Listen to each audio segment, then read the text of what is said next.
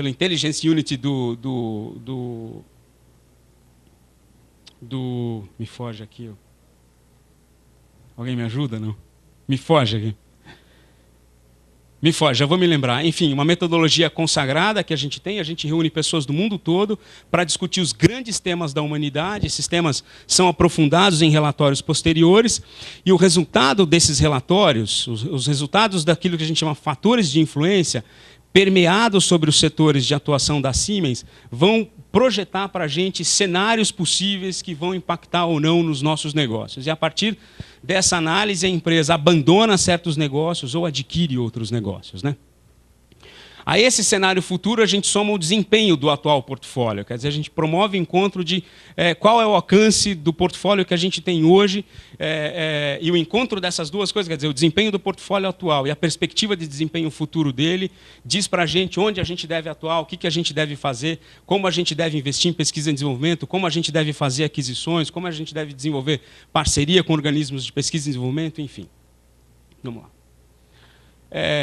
E esse estudo, então, reflete, obviamente, então, também no nosso portfólio ambiental, que tem esse perfil aqui.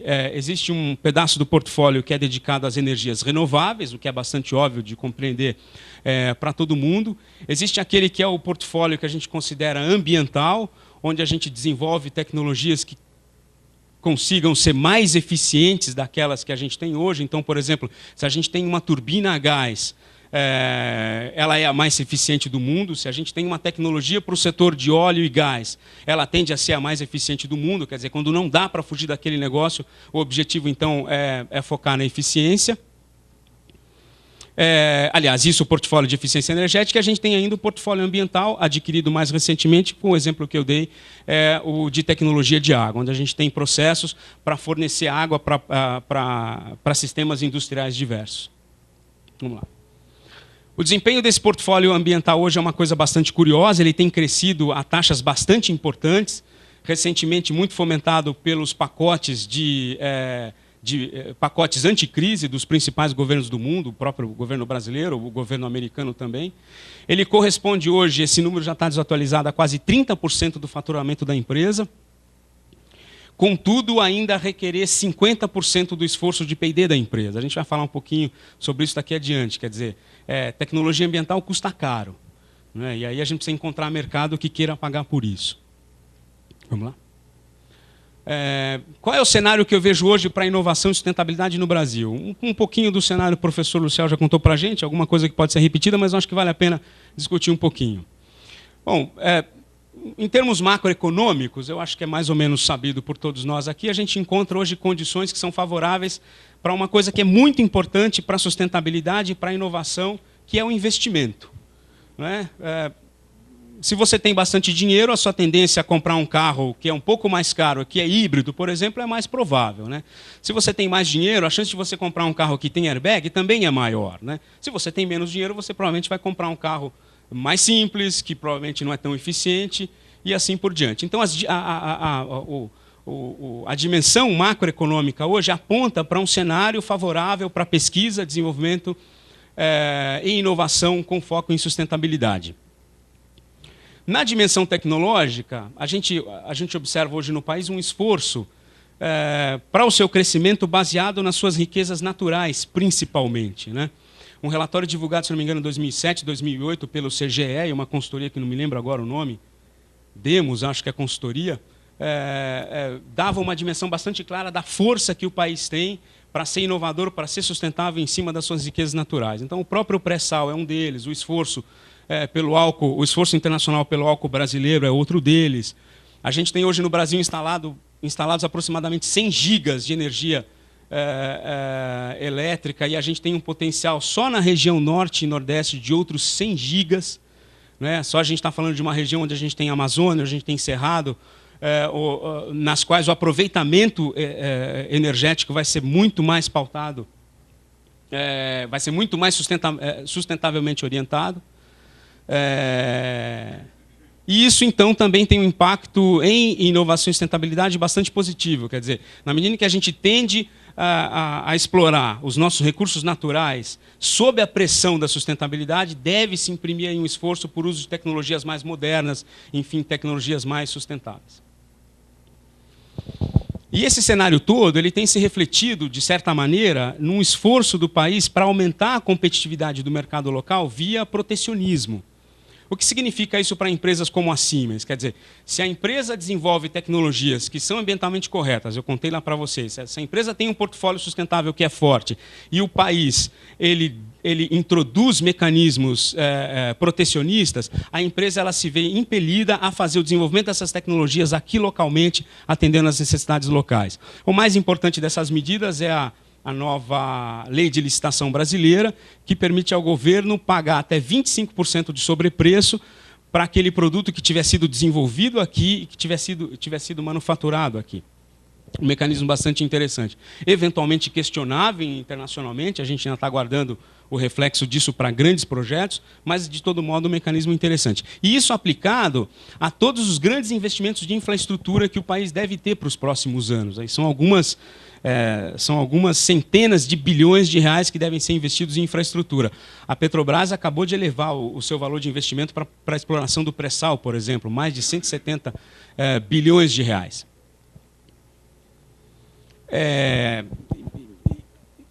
Isso é fato de tal modo que tem impactado na estratégia de grandes organizações no mundo todo, né? Então a gente assiste na mídia aí um esforço, um movimento bastante grande de bastante organizações, de importantes organizações vindo para o Brasil.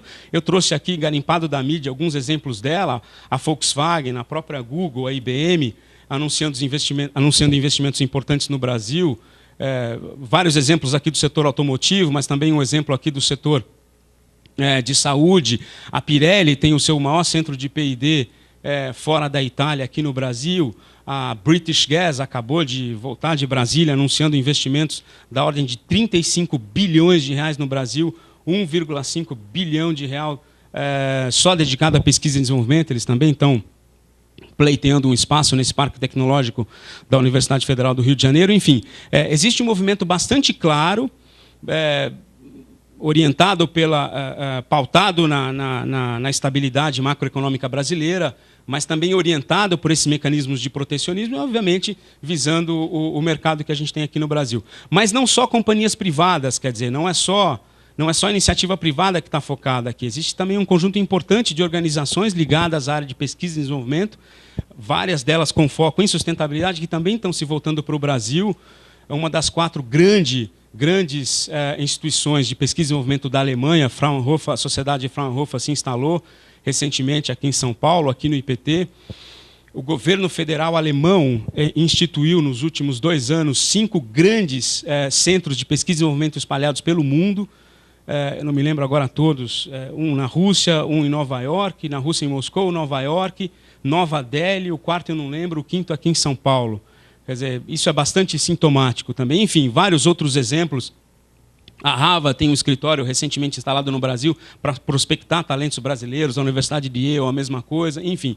E iniciativas governamentais diversas, quer dizer, o Escritório Brasileiro de Cooperação Internacional com a União Europeia há um ano teve seu contrato renovado com o Brasil, quer dizer, um esforço da União Europeia de ter um articulador brasileiro para promover o intercâmbio em pesquisa e desenvolvimento com a Europa, com bastante foco em sustentabilidade.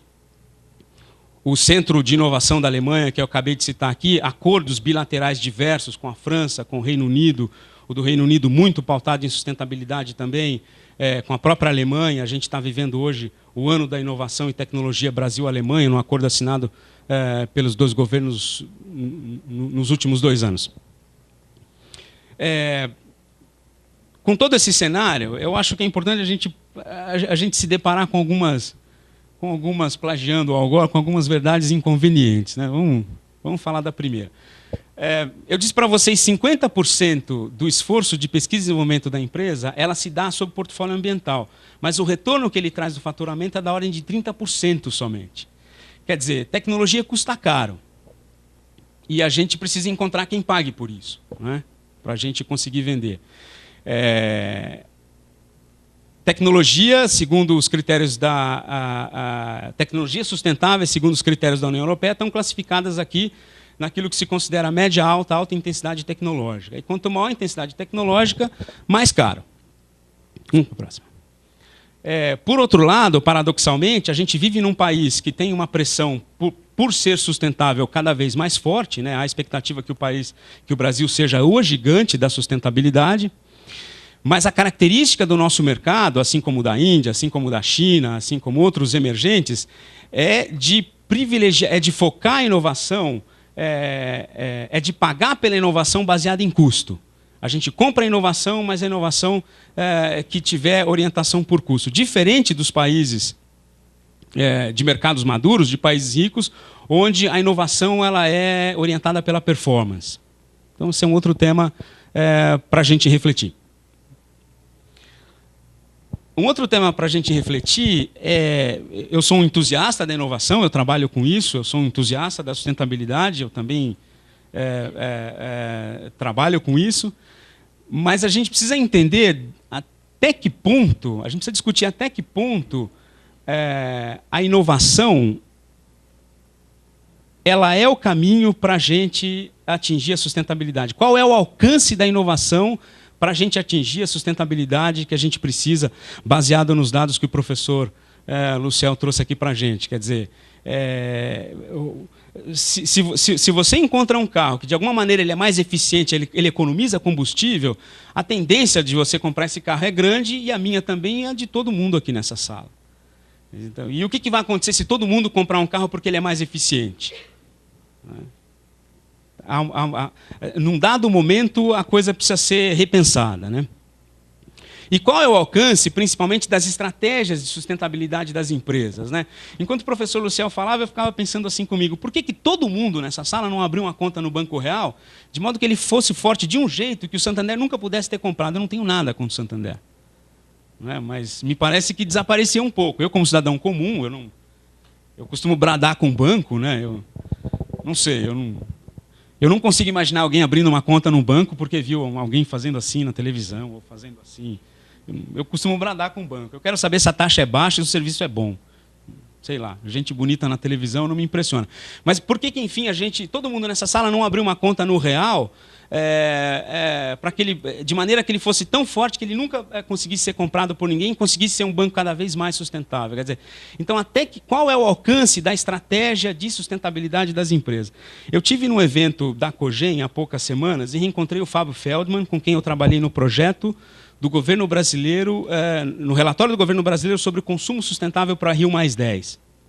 A gente relembrou brevemente aquele momento. Obviamente ele foi cercado por muito mais gente que eu, muito mais gente muito mais chique que eu, ele tinha que conversar com essa gente também. A gente relembrou aquilo brevemente, e eu continuo com essa obsessão. Quer dizer, se nós, consumidores, não ditarmos o ritmo, as empresas não o farão. A Siemens, por exemplo, ela gostaria de vender muito mais tecnologias ambientais no Brasil, mas elas são caras, não tem quem compre. Não é? E, afinal, o que é ser inovador? Afinal, o que é ser sustentável? Eu tenho uma arrogância comigo, aqui o professor Bastian acho que vai se lembrar dos nossos últimos debates. Eu, obviamente, me considero muito pequenininho perto de Schumpeter, né? Mas eu tenho a impressão que a definição dele e as definições que advieram dele para a inovação, num dado momento, vão precisar ser revistas, porque uma inovação que não considerar o uso responsável dos recursos naturais, daqui a muito pouco tempo não vai mais poder ser classificada como uma inovação. O iPod, o iPhone, esses todos chiques aí que a gente compra, isso custa uma barbaridade. Isso tem uma pegada ambiental horrível para nós. Quer dizer, e até que ponto como é que chama lá o da CBN, aquele cara chique da CBN, vai vender isso para a gente como uma inovação? Até que ponto, qual é o momento em que a gente vai parar de aceitar isso como uma inovação, quando a gente sabe que quanto mais compactado o produto, maior a sua pegada ambiental? Então, trouxe esses temas para subverter, e com isso eu finalizo a minha apresentação. Agradeço pela atenção de vocês. Obrigado.